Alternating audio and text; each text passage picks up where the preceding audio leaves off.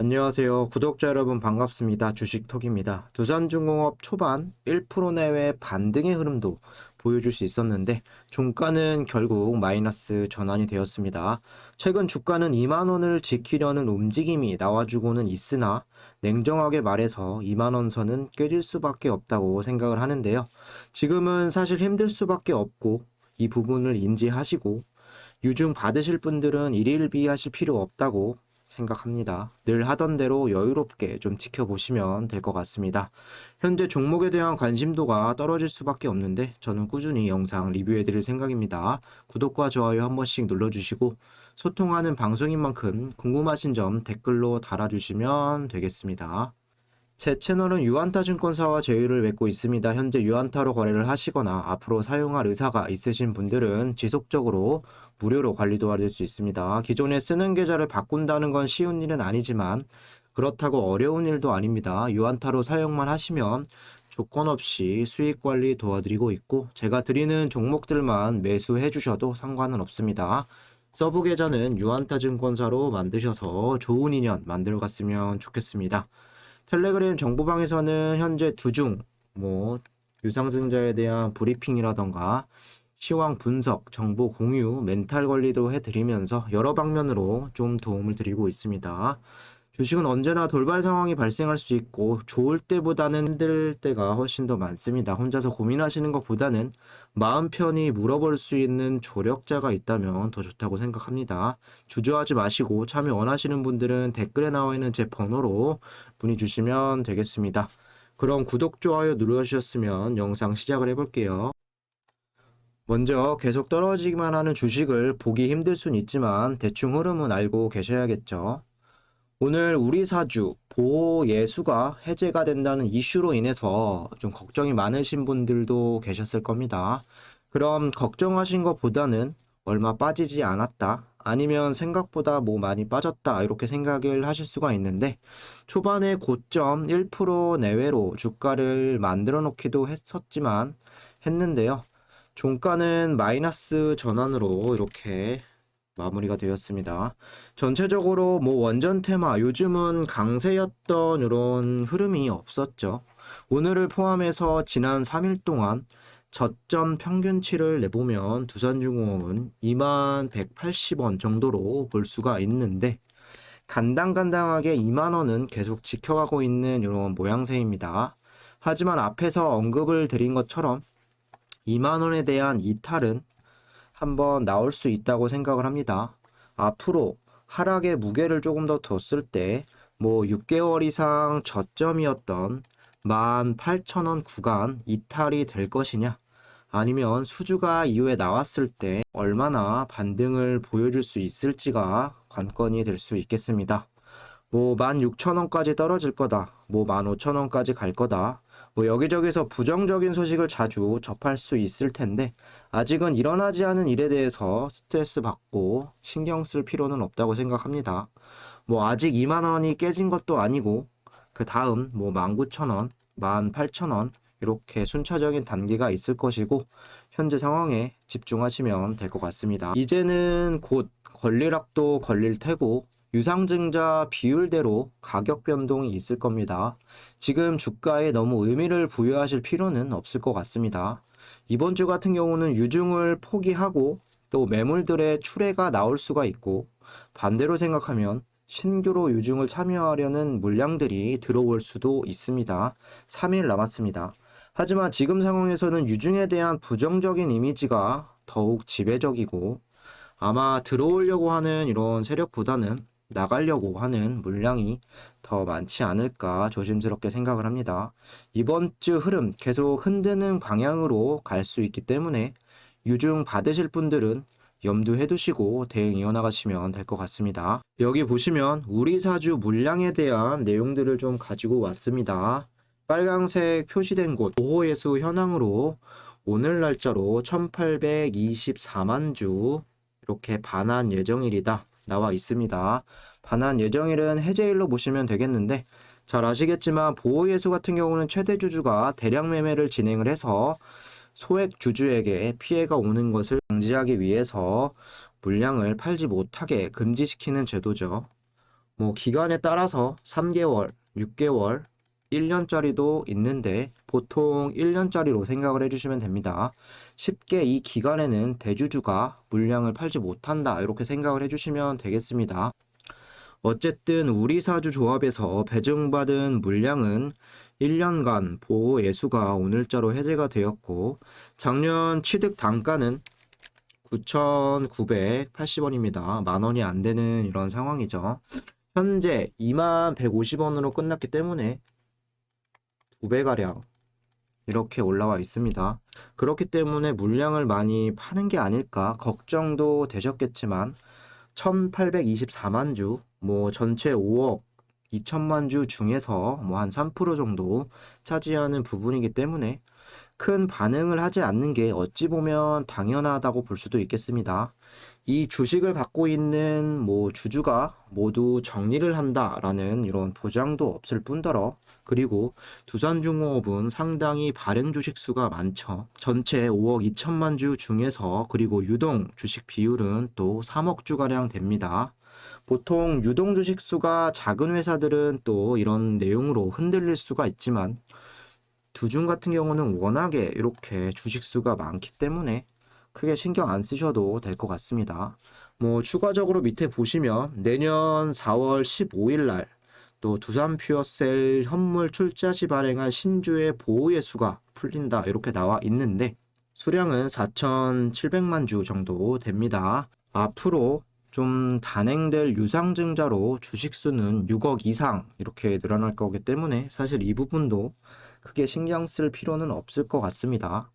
앞으로 주가가 6억 주 이상 이렇게 더 늘어나게 되면 훨씬 더 무거워질 텐데 호재가 나오거나 그리고 실적 자체가 뭐 괜찮게 나왔을 때 주가가 어떻게 반응하는지가 중요할 수 있겠습니다. 참고로 보호예수 같은 경우는 이전에 3자 배정 유중이 아니라면 더더욱 의무적인 공시는 아닙니다. 그래서 앞으로 또 4월 달에 나올 수 있다라는 이런 물량들 체크하시면 되겠습니다. 이어서 수급을 체크해 보도록 할 텐데 금일은 금융투자가 20만 주 이렇게 좀 이탈이 되면서 전체적인 기관의 순매수는 8만 2천 주 이탈로 되었습니다. 지난 며칠간 외인과 기관은 계속 순매수로 좀 들어오고 있었고 개인은 꾸준하게 나가는 모습을 보여주고 있네요. 단순히 개인들이 빠져나가고 외인과 기관은 들어오는데 주가는 계속 하방의 압력을 받고 있습니다. 금투가 이렇게 좀 나가기는 했으나 외인이 44만 주 순매수 그리고 뭐 사모펀드가 거의 10만 주 가까이 들어왔고 연기금 3만 6천 주 순매수 그리고 기타 법인이 34만 주 순매수가 되었죠. 프로그램 매매 같은 경우는 59만 주나 플러스가 되었습니다. 뭐 오늘 외국계 창고에서는 JP모건도 한 22만 주가량 또 순매수가 들어왔습니다. 하지만 주가는 힘을 내지 못했다가 되겠죠. 그 이유에 대해서 좀 생각을 해볼 텐데 뭐 한번 언급은 드렸습니다. 양도세 회피 목적으로 시장 마지막 날이 12월 30일이고 그리고 D-2일까지는 계속해서 개인들의 큰 폭의 매도를 좀 기록을 했습니다. 그 지표가 3년간 좀 지속이 되었는데 그렇게 따지면 28일 내일까지는 또 대주주 매도세 물량이 나올 것으로 보이죠. 그런 이유로 해서 개인들의 매도세가 12월부터 나타날 수 있다고 이해해 주시면 될 것 같습니다. 두 번째 같은 경우는 던지는 물량을 좀 받아만 먹으면서 공격적인 매수를 보여주지 않고 있다. 이렇게 볼 수도 있겠습니다. 수급은 그래도 괜찮게 들어오는데 주가를 올릴 마음이 없다. 이렇게 보실 수도 있겠죠. 여기 표시되어 있는 개인들 보통은 우리 같은 개미일 수 있지만 대주주 요건에 속해 있는 매도세가 또 나와주고 있다라고도 볼 수가 있겠습니다. 우리가 생각하는 개인들이 또 아닐 수 있고 무식하게 던지는 물량이 좀 나오고 있다 정도로 해석이 가능할 것 같습니다. 일별 대차를 보시면 공매 비율 대비 뭐 상대적으로 수량이 많이 늘어났다. 라고 볼 수는 없겠죠. 그리고 12월 들어서 상환에 대한 부분이 많이 이렇게 이루어지고 있습니다. 잔고 수량이 3,200만 주, 그리고 잔고 금액이 6,600억 수준으로 좀 내려왔죠. 11월 달에도 여기까지 내려온 적은 없었던 것 같은데, 아무튼 이런 부분으로 봤을 때 공매도 같은 경우는 12월 22일부터 꾸준히 비율은 상승하고 수량도 늘어나고 있습니다. 거기에서 외인가 그리고 기간, 프로그램 매수세까지 계속해서 순매수를 이어가고 있는데, 그럼 과연 공매도는 누가 하고 있는 걸까요? 중간중간에 투신이라던가 연기금이 이 기간 동안에 나가면서 했다고 볼 수도 있겠지만, 여기에 이 순매도세에는 단순 개미가 아닐 수도 있다, 합리적인 의심이 들 수밖에는 없을 것 같습니다. 수급은 이렇게 단순하게 외인, 개인, 기관으로 좀 나와 있어서 실질적으로 우리가 100% 주체를 알 수 없기 때문에 단순하게만 보면 좀 이해하기 어려울 수도 있겠습니다. 여러분들도 좀 잘 생각을 해보시면 될 것 같습니다. 이어서 뉴스 좀 보겠습니다. 김 총리 소형 모듈 원전 개발로 미래 원전 시장을 선점하겠다. 원자력진흥위 원전 건설은 멈췄지만 기술은 발전해야 하고 미래 원자력 기술에 5년간 2조 7천억을 투자하겠다. 그러면서 꾸준히 방패물 관리 기본 계획을 마련하겠다. 특별법도 추진을 하겠다. 이런 기사가 장 끝날 무렵에 이렇게 떴습니다. 27일 안정성과 경제성이 강화된 SMR 개발, 첨단 융복합 해체 기술 확보 등 선도적 기술 혁신을 통해 미래 원전 시장을 선점해 나가겠다고 밝혔다. 김 총리는 지난 대선서 모든 후보들이 약속한 대로 공론화를 통한 사회적 합의하에 원전의 추가 건설을 멈췄다면서, 다만 원자력 기술 자체는 소형 모듈 원전 등 보다 다양하고 안전한 방식으로 계속 발전해 나가야 한다고 밝혔다. 대형 원전은 아니라 소형 원전으로 우리나라는 지금 가겠다, 이런 얘기를 계속하고 있습니다.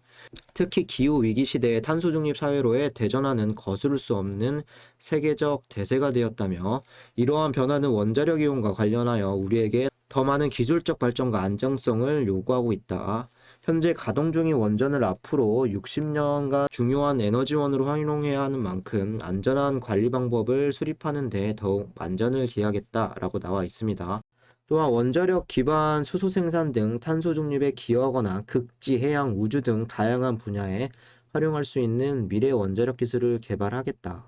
정부는 향후 5년간 2조 7천억 원을 투자할 것이라고 얘기를 했습니다.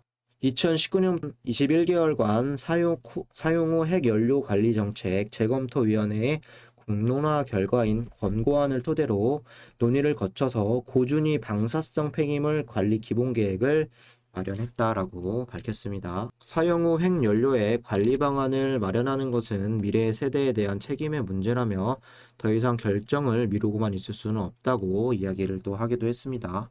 우리나라 같은 경우는 이제 스마트 원전이라고 해서 소형 원자로를 개발을 해왔습니다. 대형 원전의 약점을 보완하기 위해서 2012년 최초로 표준 설계 인가까지 받은 1000메가와트짜리 또 소형 원전인데요.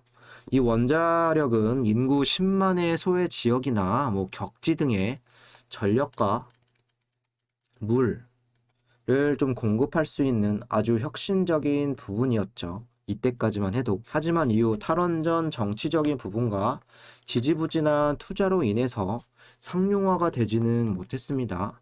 이렇게 또 시간은 7에서 8년 정도 흘러갔고, 전 세계적으로 다시 SMR에 대한 필요성이 대두가 되면서 이 스마트 원전을 토대로 ISMR을 추진 중에 있습니다. 예비 타당성 조사는 아마 통과될 것으로 보이죠. 두산중공업 같은 경우는 국내에서 스마트 개발에 참여를 하고 있고, 2028년까지 개발을 마치고 30년에 좀 상용화를 목표를 하고 있습니다. 그동안의 과도기가 너무 길었기 때문에 우리의 경쟁력은 사실 다른 나라에 비해서 좀 떨어져 있고, SMR 개발 같은 경우는 걸음마 정도로 보시면 될 것 같습니다. 물론 두산중업 같은 경우는 국내뿐만 아니라 해외 쪽 가장 상용화에 앞서 있다는 유스케일 파워와 또 연관성은 있어서 여러 이렇게 진행을 했을 때 고객사들을 가져가고 수주를 늘려갈 수는 있지만 앞으로 SMR로 좀 좋은 흐름들 그리고 미래 시장을 선점하기 위해서는 국내에서 진행하고 있는 부분도 무조건 잘 성사시켜야 할 것 같습니다. 향후 5년간 2조 7천억을 좀 투자할 것으로 밝혔기 때문에 장기적으로 그리고 좀 그 기대감은 여유롭게 살려가시면 될 것 같습니다. 마지막으로 좀 차트 흐름을 살펴볼게요. 기술적으로 오늘 금일 종가가 2150원에서 마무리가 되면서 어찌되었든 2만원은 지키려는 이런 모습들이 나와주고 있습니다. 반복적으로 언급을 드렸었던 200일선에 대한 지지 거의 2만원 이런 구간인데 오늘 여기에 걸쳐서 좀 마무리가 되었습니다. 여기서 반등이 나와질 수 있느냐 이런 질문들을 많이 주시는 분들이 있는데 사실 예측하기는 어렵습니다. 한 차례 반등을 다시 주고 이 구간을 이탈할 수도 있고 아니면 그대로 2만원 구간을 좀 깨고 주저앉을 수도 있겠습니다. 중요한 건 지금은 주가를 올릴 만한 메리트가 좀 적은 상황이다. 이해해 주시면 되겠습니다. 만약에 이 구간을 다시 뚫고 좀 내려간다라고 하면 19,200원에서 다음 지지 테스트를 받을 수가 있겠죠. 거래량 또한 이렇게 받쳐주지 않는 모습인데 최근에 400만 이상 나왔던 거래량은 모두 음봉의 거래량을 이렇게 기록하고 있을 정도로 흐름이 좋지 않습니다. 이렇게 큰 음봉의 거래량을 동반한다고 했을 때는 주가는 더 큰 장대 음봉까지 좀 나와주고 있는데 일단 현재 상황에서는 찔끔찔끔 주가를 내리고 있는 모양새 더 답답하게 느껴질 수도 있습니다. 수급의 방향성은 좋은데 주가가 계속 이렇게 천천히 내린다. 역시나 공격적으로 주가를 올리고 싶은 마음이 없다. 그리고 물량만 받아먹고 저점에서 계속 밀려가겠다. 이렇게 좀 생각을 해주시면 될 것 같습니다.